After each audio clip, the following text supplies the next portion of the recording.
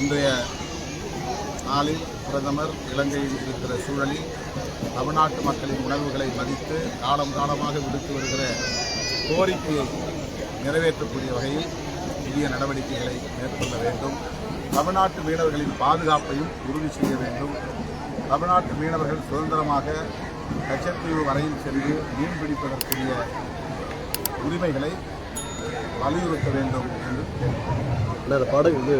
பாஜக வந்து லட்சத்தீவை 10 வருஷமா முயற்சி செஞ்சு 10,000 பேருக்கு வீடு கட்டி கொடுப்போம்னு சொல்லியிருக்காங்க மோடி இலங்கையில். அதை வரவேற்கிறோம். ஏற்கனவே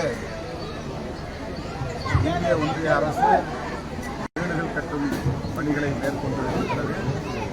ஆனாலும் கூட இன்னும் லட்சக்கணக்கான மக்கள் அவர்களின் சொந்த கிராமத்திற்கு செல்ல முடியவில்லை, காணிகளை மீட்க முடியவில்லை, சொந்த கிராமத்தில் வாழ முடியவில்லை. 1 லட்சத்துக்கும் மேற்பட்ட பெண்மணிகள் கணவரை இழந்து பரிதவிக்கும் அவலம் நீடிக்கிறது. எனவே அந்த மண்ணின் மைந்தர்கள் சுதந்திரமாக அங்கு வாழ வேண்டுமானால் காணிகளை ஆக்கிரமித்திருக்கிற சிங்கள இராணுவத்தை அங்கிருந்து அப்புறப்படுத்த வேண்டும்.